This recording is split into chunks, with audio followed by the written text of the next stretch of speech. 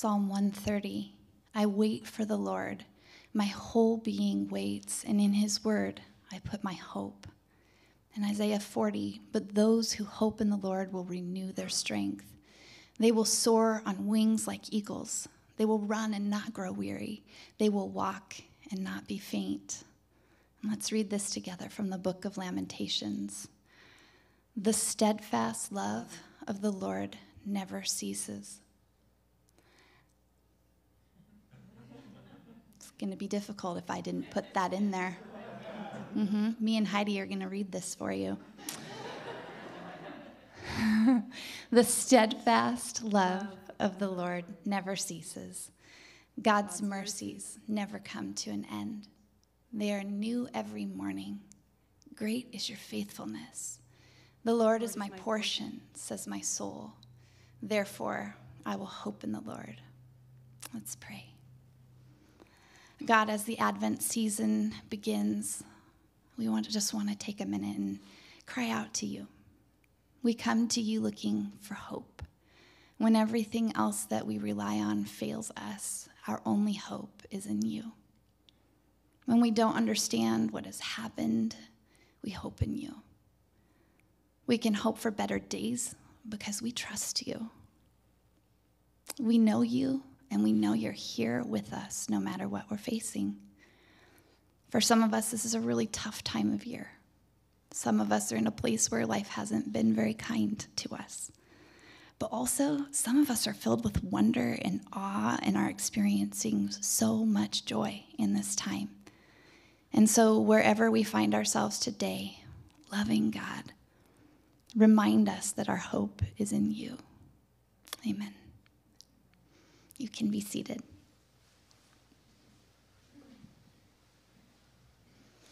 So I want you to grab your journal that you brought with you. If you're watching with us live, or you're watching the full service later in the week, go and grab a journal or something to write on, please. And I want you to answer this question. What is a battle that you're facing right now? What is a battle you're facing right now? Maybe something that's less than ideal, something that's threatening to steal your joy. It could even be something that someone else is going through. I want you to write it down. And again, if you're at home, please do this too. Grab paper.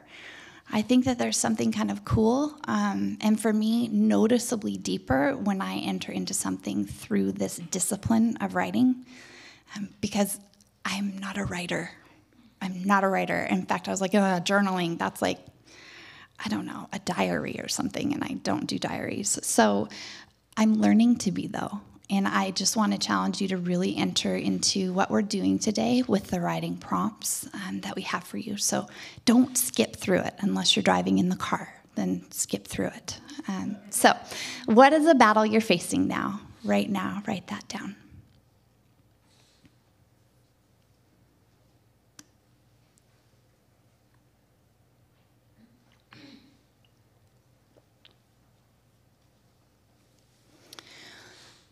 This song that we're going to sing is called Battle Belongs. It's written by Phil Wickham, and it comes from the story in 2 Chronicles, chapter 20, where there's this huge army of several nations that are coming against the people of God at the time. It's the people of Judah, the nation of Judah, and the king at the time is Jehoshaphat.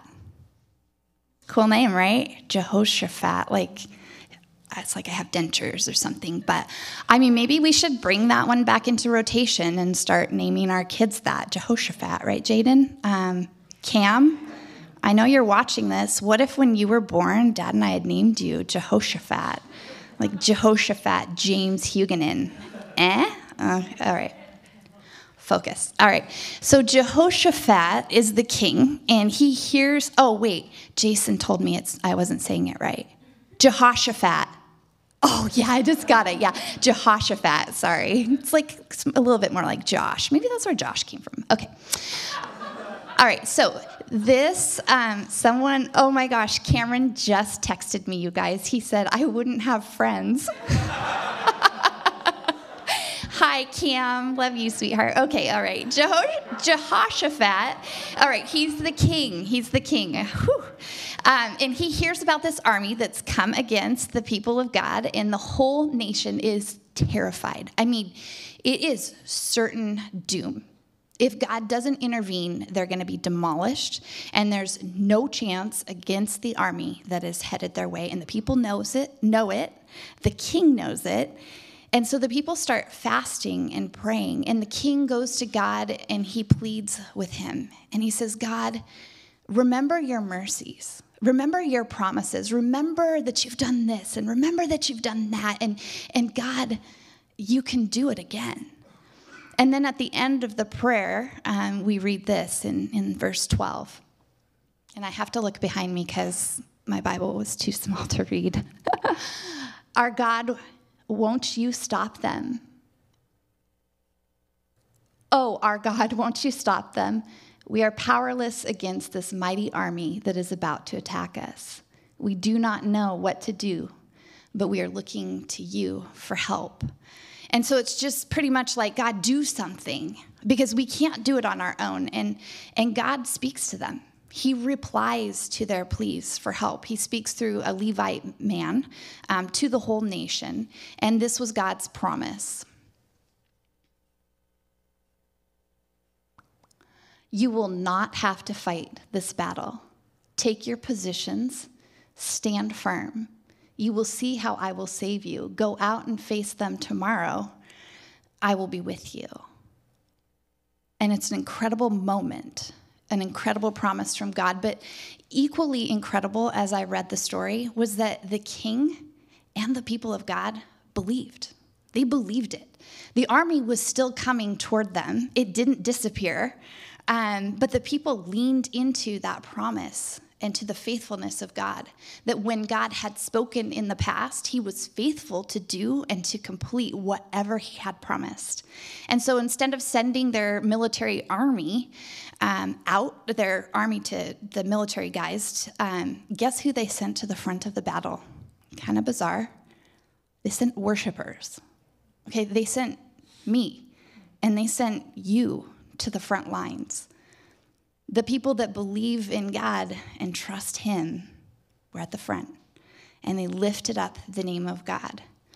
And what they did in the face of this enemy, in the face of the darkness in front of them, in the face of the trial, the people stood there and they worshiped through it, straight into the battle, without shields, without weapons, just with their hands stretched out. 2 Chronicles 20, verse 21. Jehoshaphat asked the people for advice. Then he appointed men to sing to the Lord. He wanted them to praise him because of his glory and holiness. They marched out in front of the army. They said, "Give thanks to the Lord. His faithful love continues forever." They just lifted up his name, and they sang into that battle, and they sang into the darkness as they lifted up God's name, even when it didn't make sense. Even when they weren't certain of what the outcome would be, they worshiped. And it's an incredible picture of the reality that when our eyes are on God and we're trusting him to move on our behalf, we may not see it completely. The timing may not be what we want, but he hears our prayers and he moves on behalf of his people. He moves on my behalf. He moves on your behalf. He has moved on our behalf through the cross and the empty grave so that we can literally stand in victory today over it all. You guys.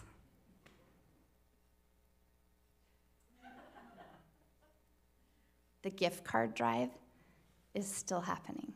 It's still going on. If you would like to support the Nourishing Network or Vision House, that is kind of what we do in this season. We collect gift cards if you're out and you would like to just pick up an extra one as you're doing your shopping or whatever.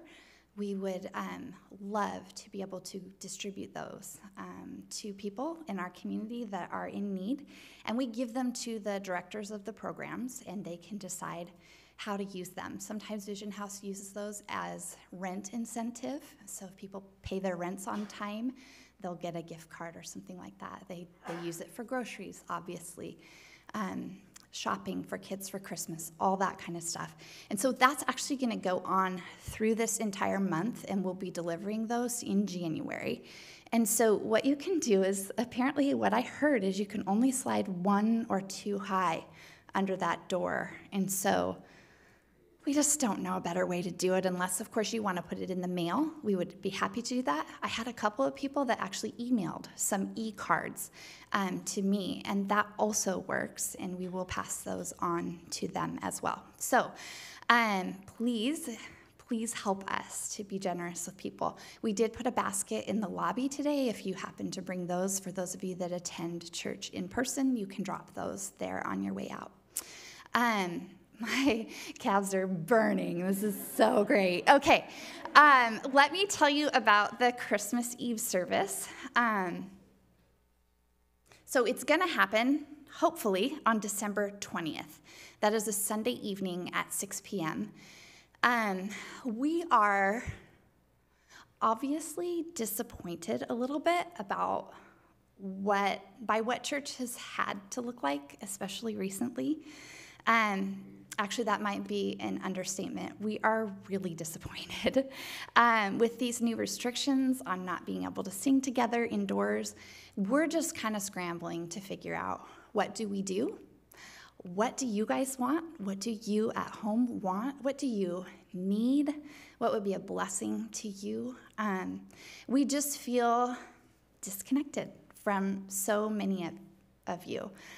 You might be seeing us or listening to us every week, but we don't get to see you. And if I don't see you, you don't exist. No, I'm kidding, you do. But it's really tough, and we miss you. We miss visiting together in the lobby, in a full lobby before and after church. You guys are great. All of you that are here are great. But 30 people, or sometimes 20 people, or 15, whoever happens to be able to come, in a space that used to have like 100 every week is a bit of a bummer.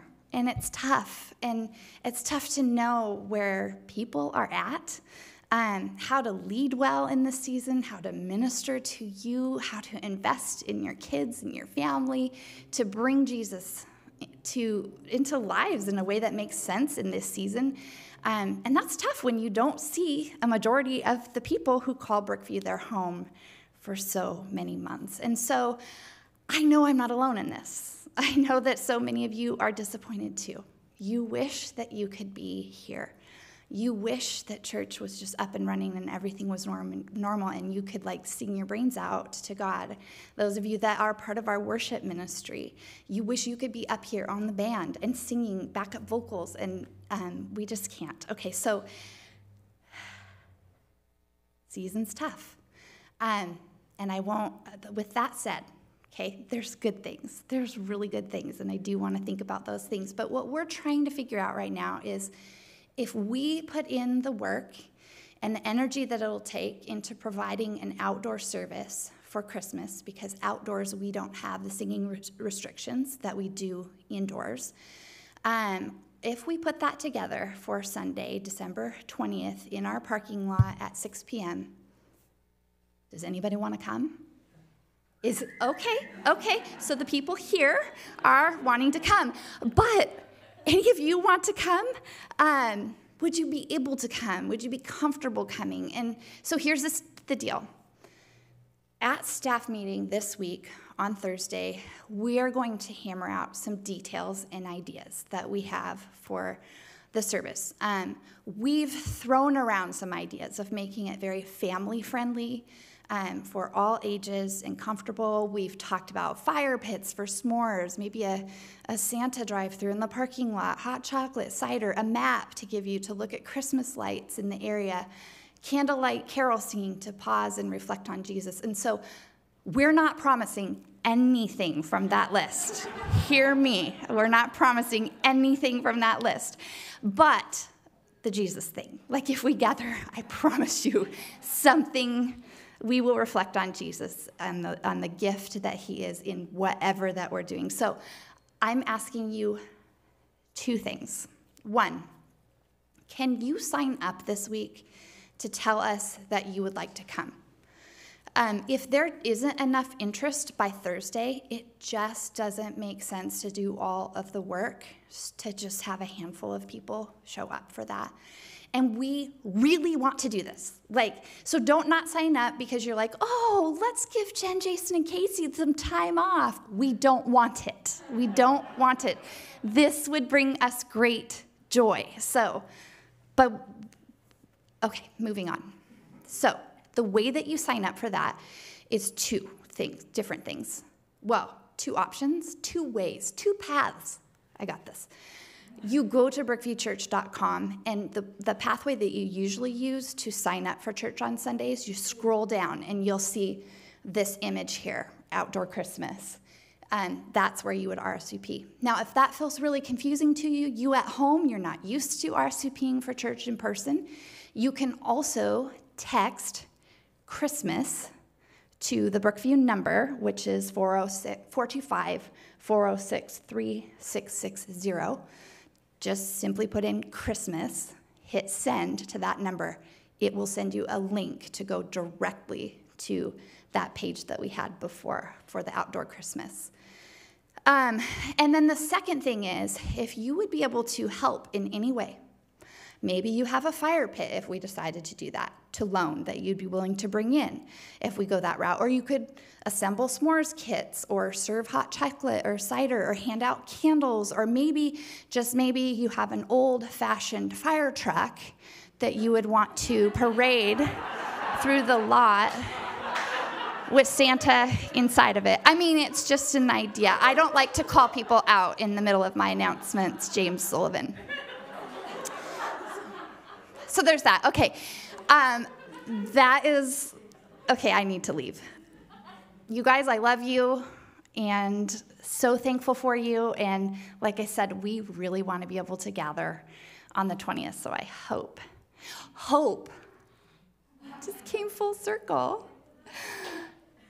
Bye.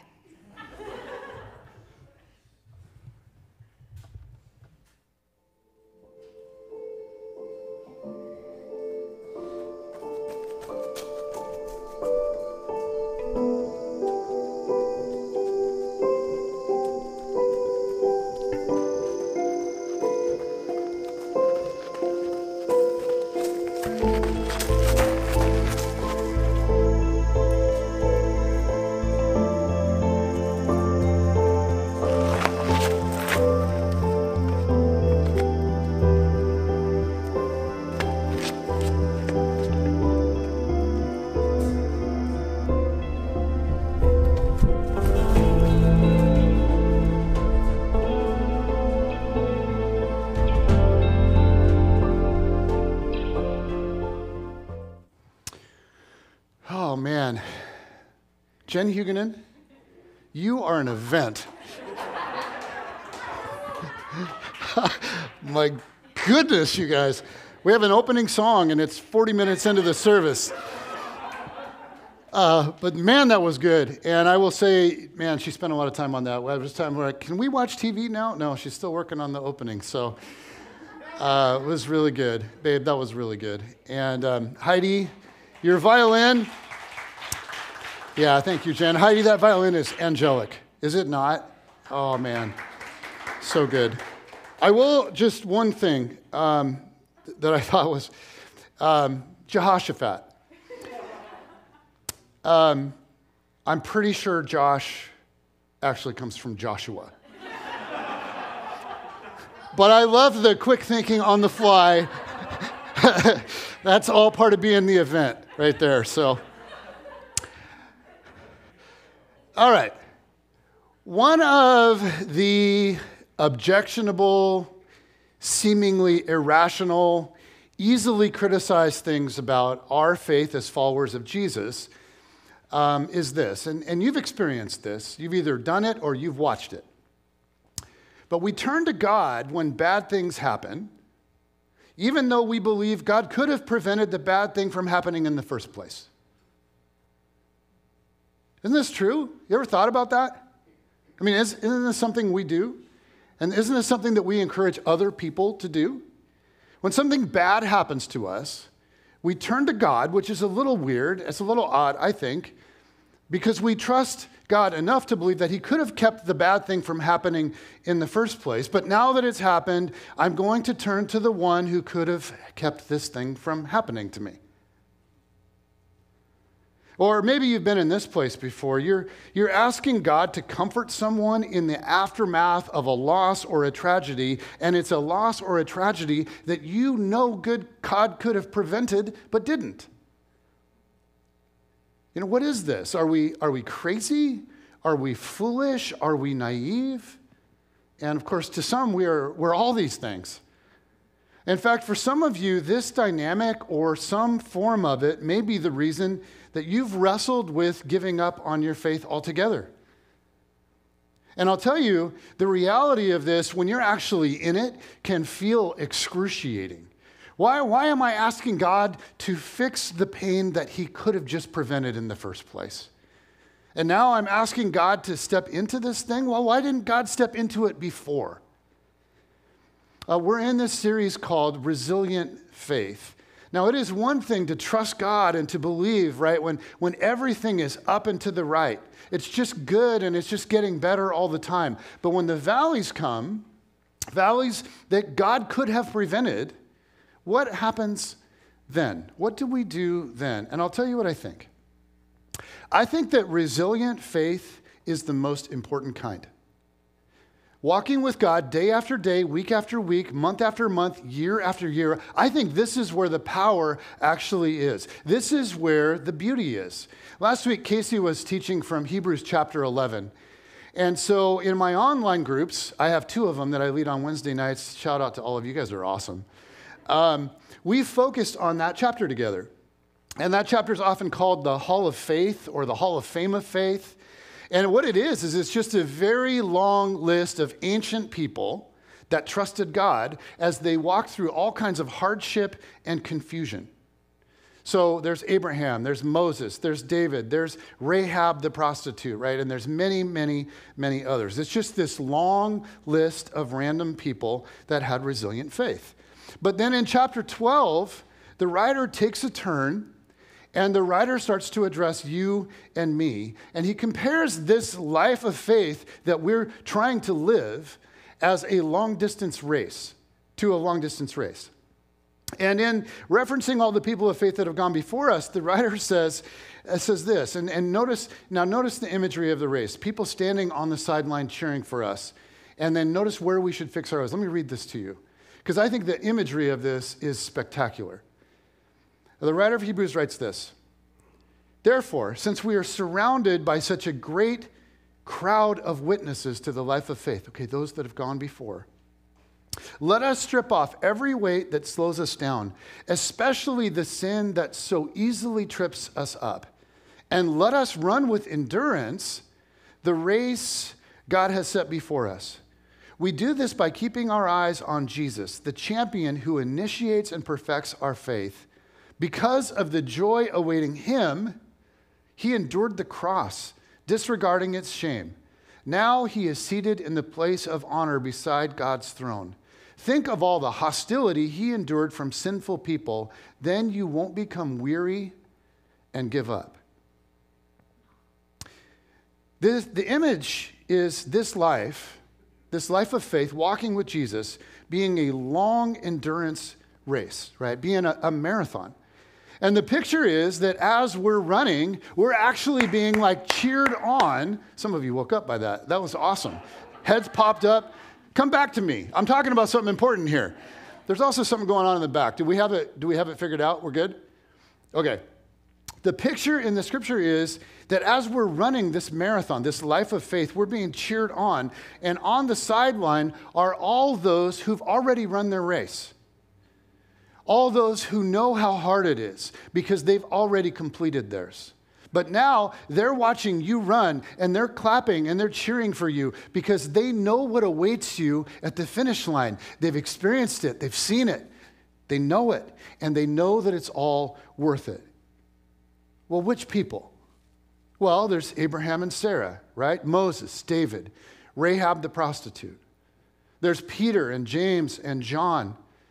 Those that ran a really tough race, but they refused to quit and give up. They just kept running.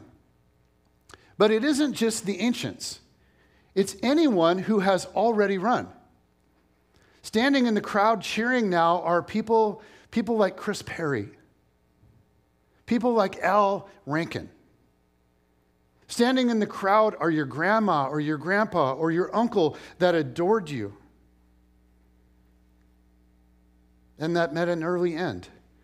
It's the person that taught you about Jesus that's gone now. It's that young life leader or that youth pastor. Like, do you see? Every generation has had runners, and they've all faced fatigue and they've all faced pain, but many finished the race with perseverance, and now it's your turn. And those people on the sidelines, they're clapping and they're cheering you on. They're screaming to you like, you can do it. It's worth it. Keep going. Don't give up. So why would we keep turning to God through pain that he could have prevented? I'll tell you what I think. I think it is the only way to run the race. And if this is crazy, then crazy is the only way.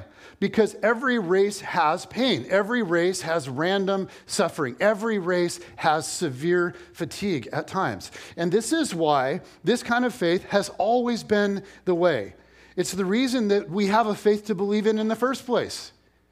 The reason that we have a faith to believe in the first place is because some very determined runners just kept running. They trusted in God in spite of unexplainable pain. And they just kept asking him to show up and to meet them. And as they asked for it, they kept running. And today what I want to do is I want to look at one of 1,000 examples of this. It's a story of the very first followers of Jesus from the book of Acts. And so if you're new to the Bible, I just want to tell you a little bit about how it works. Okay, in the Bible, in the New Testament, you have Matthew, Mark, Luke, and John, these 4 independent chronicles of the life of Jesus. And they are, in essence, like biographies of Jesus. Matthew wrote Matthew, Mark wrote Mark, Luke wrote Luke, and then John was written by a guy named Bill. Okay, just kidding. So each book is named after its author, right? I mean, what else are we going to call it? So Matthew and John, the authors of those 2 Gospels, were actually both part of the 12 disciples. But Mark and Luke became Jesus followers later. Mark was very connected, was a very good friend of Peter, and so most scholars believe that Mark actually got his information from Peter, that the Gospel of Mark had actually be called the Gospel of Peter, written through Mark.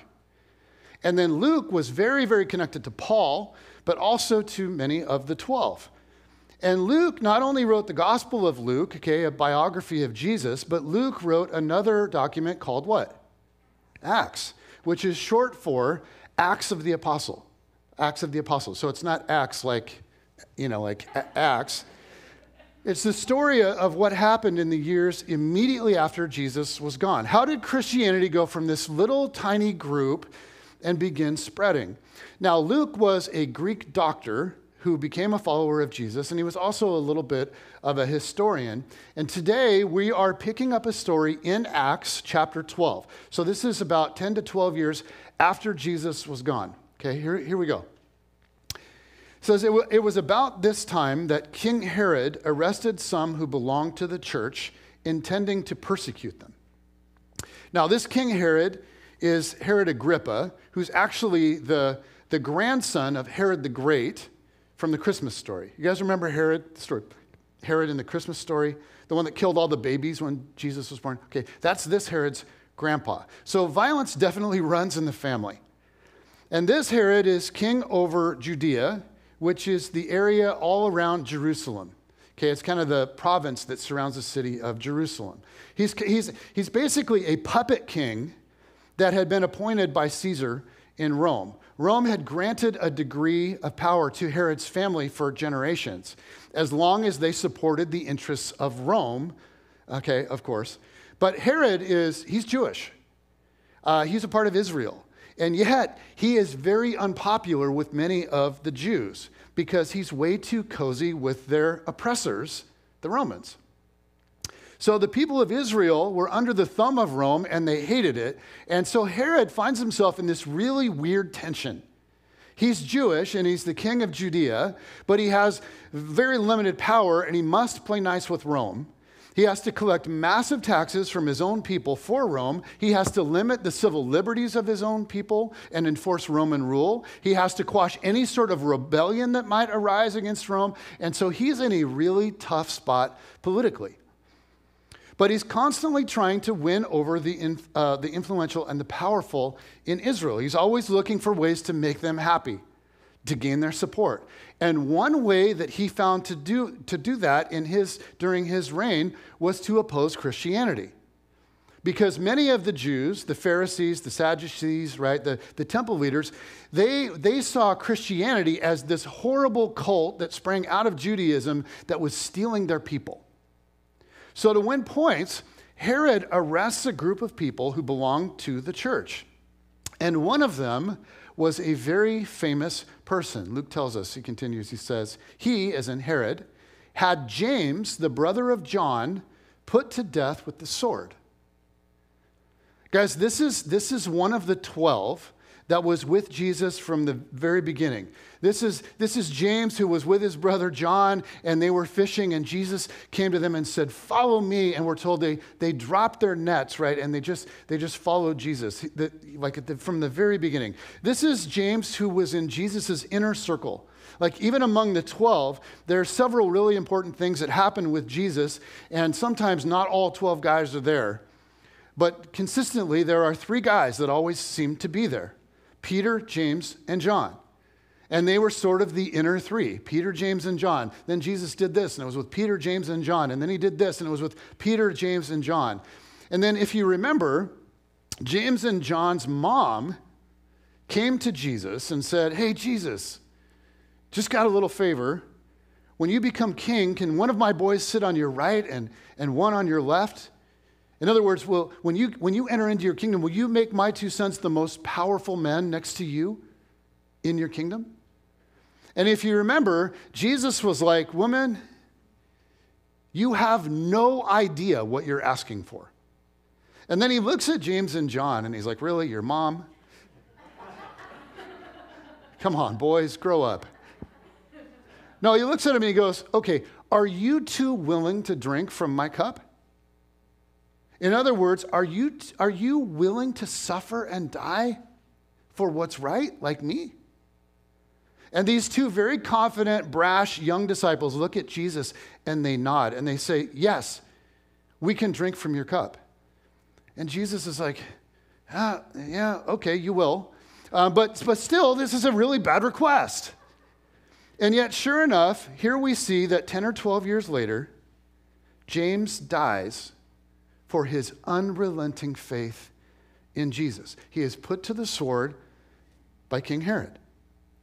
But when Herod kills James, this was a major statement. And it was also a searing loss for all of those that followed the way of Jesus, all those that looked to the apostles to lead them and to teach them. James was deeply beloved and he was highly respected in that community. And so I cannot overstate this. This was a huge loss.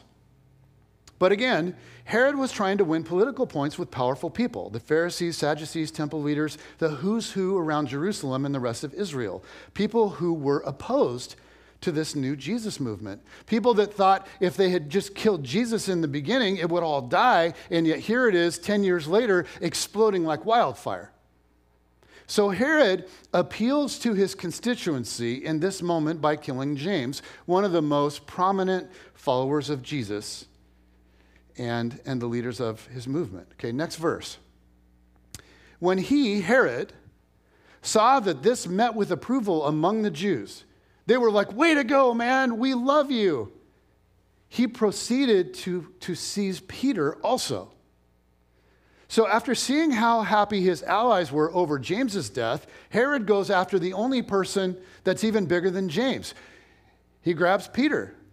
Verse 4, it says, after arresting him, he put him in prison, handing him over to be guarded by 4 squads of 4 soldiers each.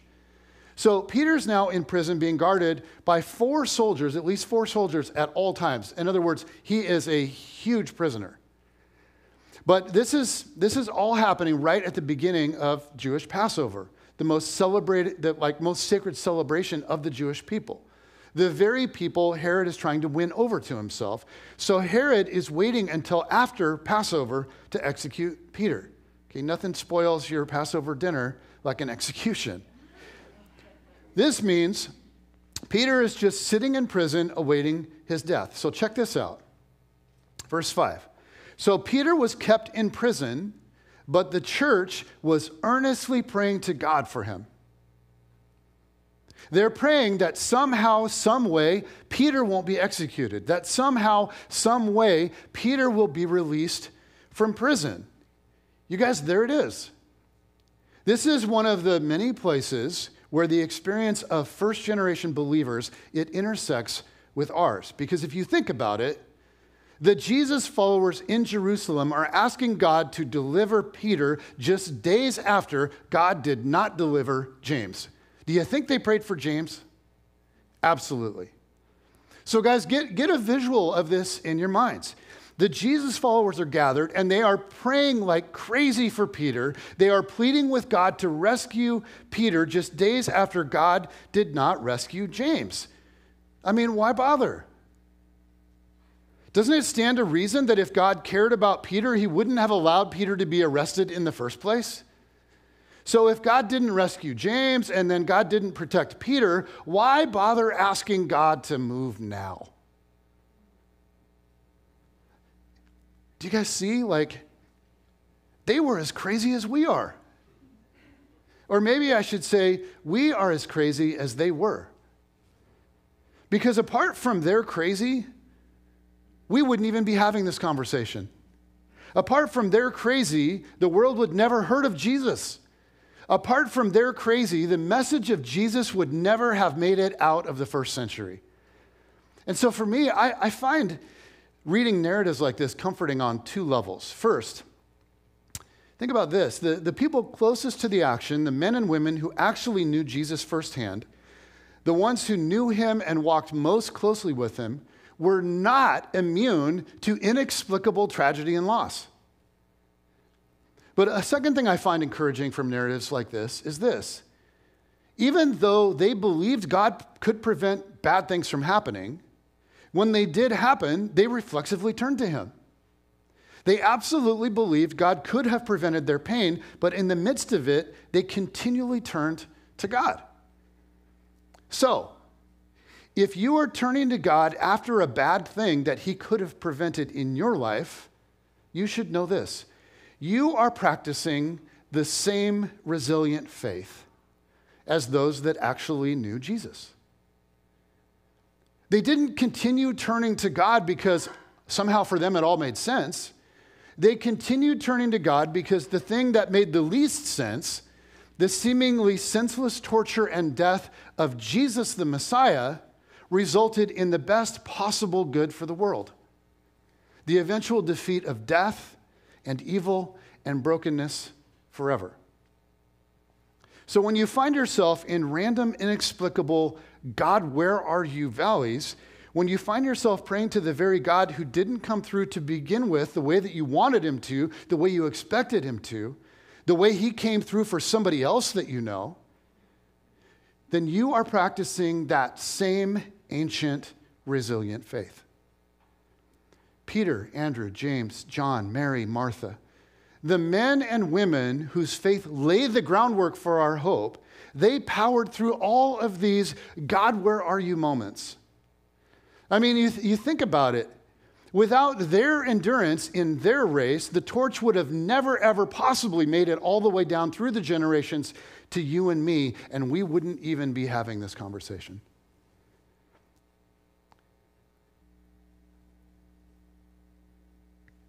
Okay, spoiler alert. Herod doesn't end up executing Peter. Okay, but we'll come back to that in just a minute. Several years after Peter was arrested in Jerusalem, he sits down and dictates a letter to Christians living in various regions scattered all throughout the Roman Empire. Christians who, like Peter and many of his friends in Jerusalem, were being arrested and tortured and executed because of their faith. Okay, they were being beheaded or crucified or whatever simply because they believed in Jesus. Now, before I read to you what he wrote to them, keep in mind, by the time he writes this letter, he's been arrested several times. He has spent years living as a fugitive. About 10 years after his arrest in Jerusalem, Peter would eventually be arrested and crucified in Rome.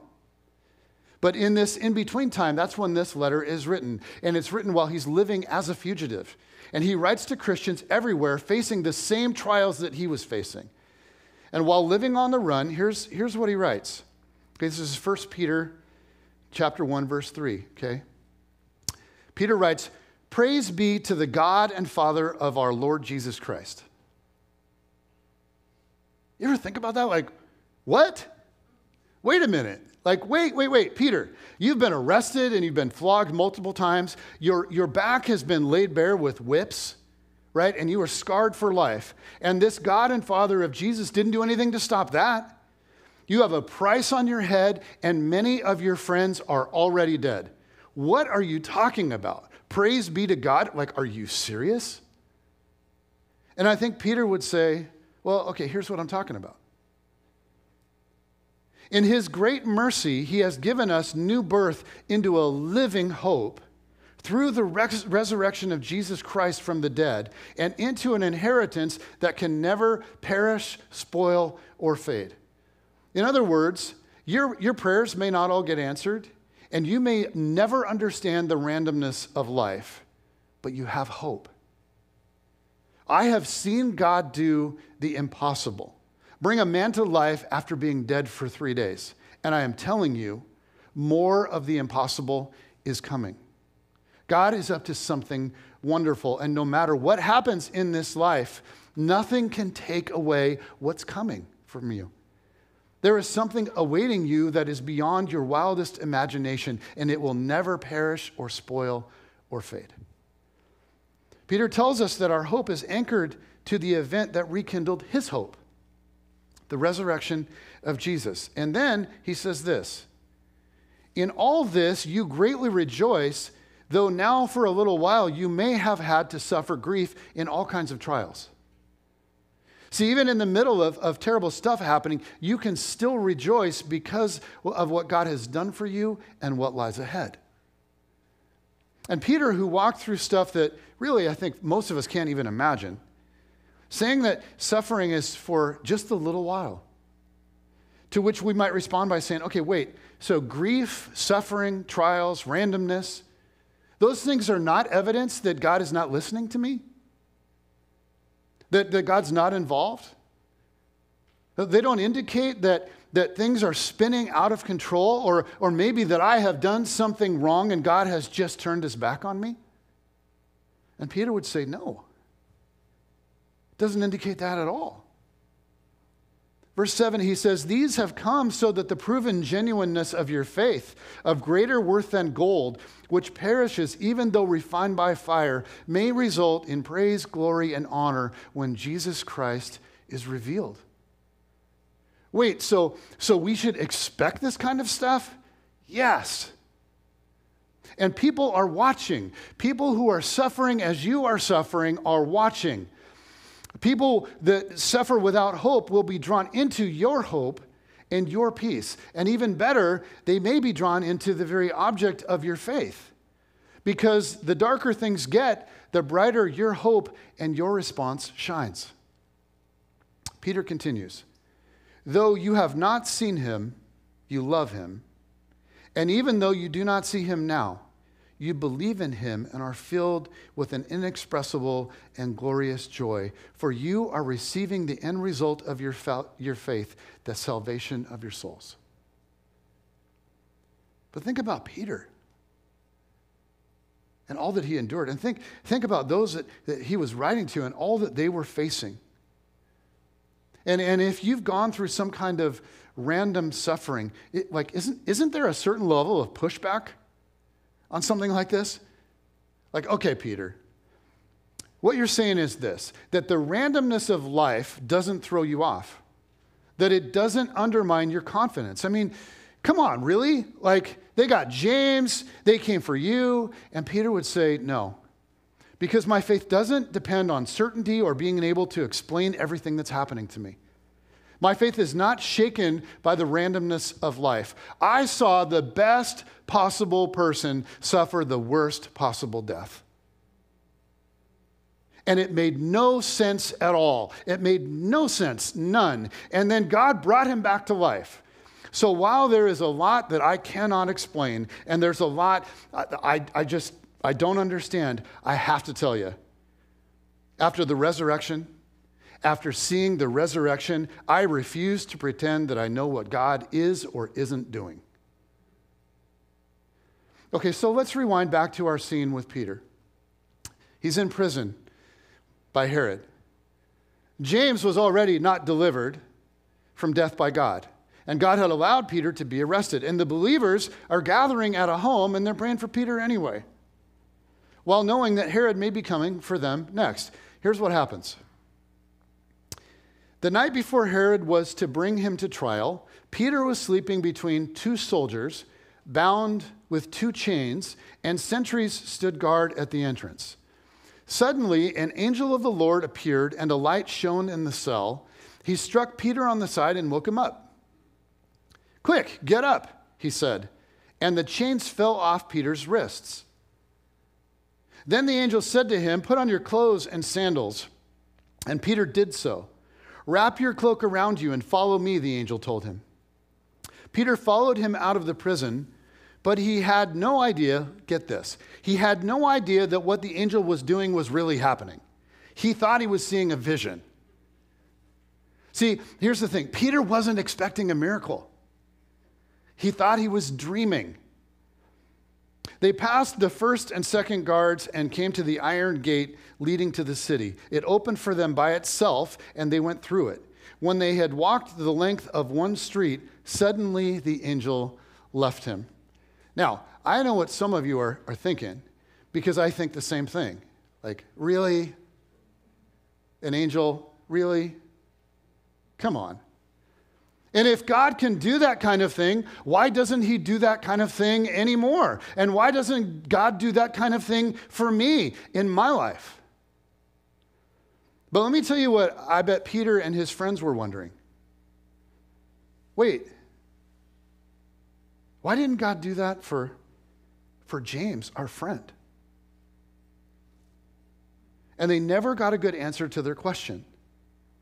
And we may never get satisfying answers to ours either. Look at verse 12. When this had dawned on him, okay, when Peter realized, whoa, this is real, he went straight to the house of Mary, the mother of John, also called Mark, where many people had gathered and were praying.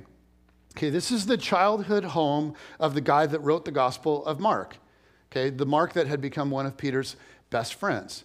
So he runs straight to this house knowing he's a fugitive. Why this house? Because it was close by and because he'd been there many times with Mark and he knew the people there were safe. And apparently it was a large enough home that it was kind of a hub of gatherings, a place where the believers would often gather. So verse 13, Peter knocked at the outer entrance and a servant named Rhoda came to answer the door. When she recognized Peter's voice, why would she recognize Peter's voice? Because Peter practically lived at this house with his friend Mark. And there were all of these gatherings there with all the believers all the time. Okay, so when she recognized Peter's voice, she was overjoyed and ran back without opening it and exclaimed, "Peter's at the door." Might want to open it, I don't know. Now remember, they're in the middle of praying for his release.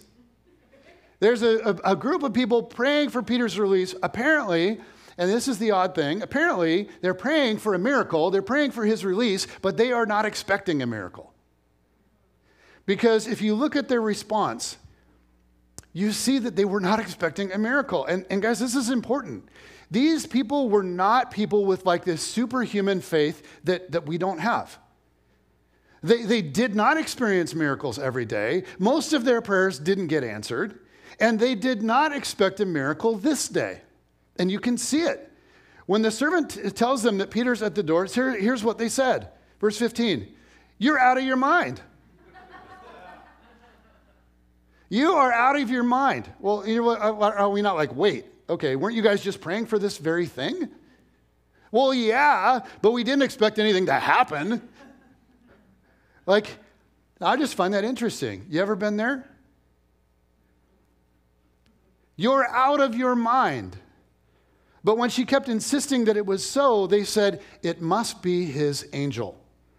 Look, if you saw something that looks like Peter, he must already be dead and it must be his ghost. But Peter kept on knocking, and when they opened the door and saw him, they were astonished. Imagine that. An actual answer to prayer. They're going crazy, right? They're yelling, they're screaming, they're jumping up and down, they're hugging, they're doing the whole thing. So it says, verse 17, Peter motioned with his hand for them to be quiet and described how the Lord had brought him out of prison. He says, tell James, okay, not the James that was just killed, of course, but most likely James, the little brother of Jesus, who later became the leader of the church in Jerusalem, the James that wrote the book of James. Tell James and the other brothers and sisters about this, he said, and then he left for another place. Why? Because Peter's a fugitive. He's a wanted man, and he didn't want to lead the authorities to his friends and have them get arrested. So as happy as he was to see them, he just immediately went underground from here. Luke gives us a little more detail. It says, in the morning, as you'd imagine, there was no small commotion among the soldiers as to what had become of Peter. After Herod had a thorough search made for him and did not find him, he cross-examined the guards and ordered that they be executed. If you think your boss is tough. Now, Herod is humiliated because he'd promised the people he's trying to win over the execution of Peter. And there was all this hype around it. He'd promised those in opposition to the movement of Jesus a death, the death of its big-time leader. He'd promised the death of the movement's greatest leader. But in the morning, now, here he is, and he can't deliver on that promise. He's humiliated. And we're told that he was so humiliated that he just skipped town. He left town, that he went to his beach house down by the Mediterranean Sea. And while he was there, a group came to meet with him, and because they wanted to show him their support, and they relied on him to protect their food supply. Now, none of that's really important.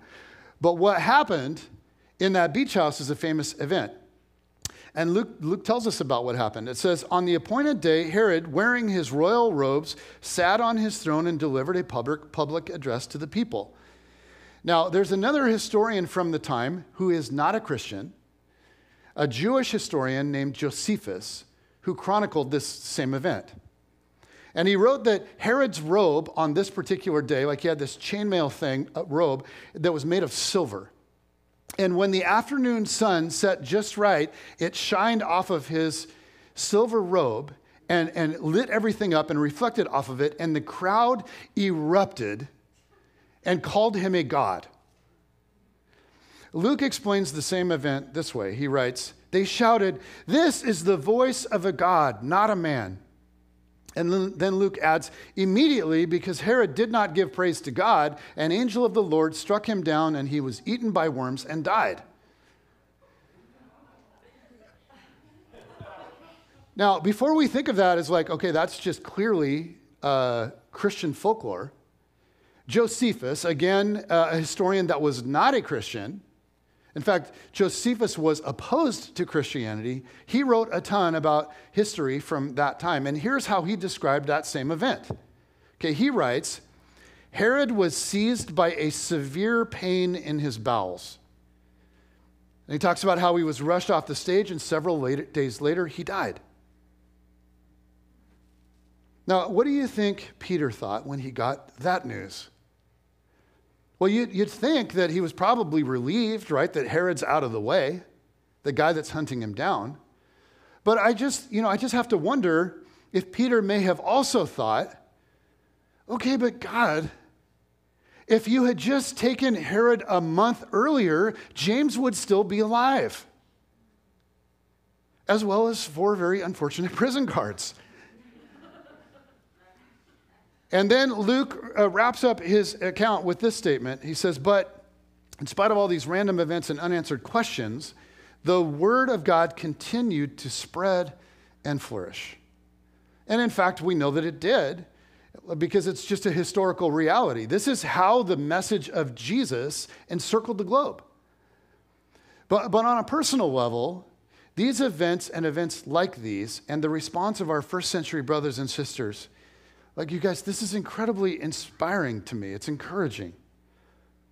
Because at the backbone of our faith is an event that came with no explanations. It was the best possible person dying the worst possible death. And yet, that atrocity was the key to the redemption of everything. And because this story wasn't just their story, it's our story, we can maintain hope even when we lack explanations. If Peter is correct, and guys, he would know, but if Peter is correct, then what strikes us as random, unfair, or unnecessary may in fact be random. But in spite of that, Peter assures us our hope is not misplaced and our hope is not in vain. Because we have a living hope that's anchored not to our own ability to predict, and it's not anchored to our ability to understand and to interpret circumstances.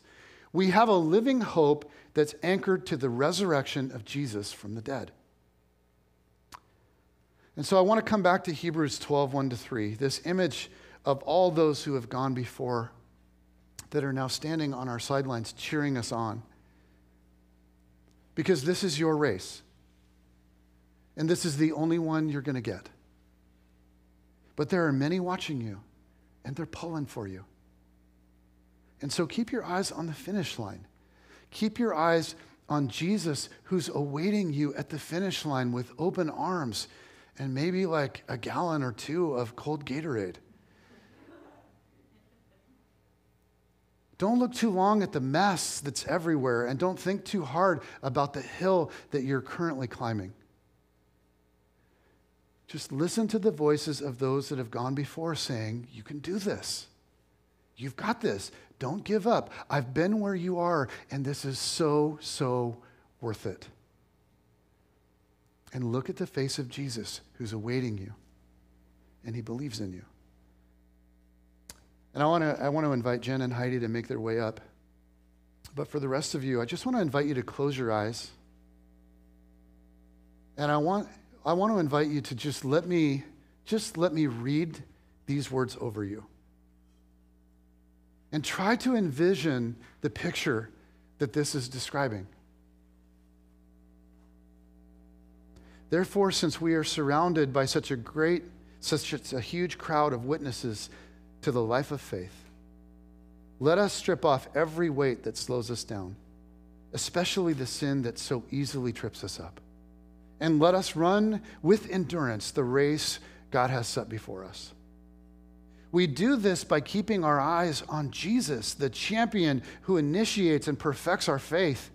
Because of the joy awaiting him, he endured the cross, disregarding its shame. Now he is seated in the place of honor beside God's throne. Think of all the hostility he endured from sinful people. Then you won't become weary and give up.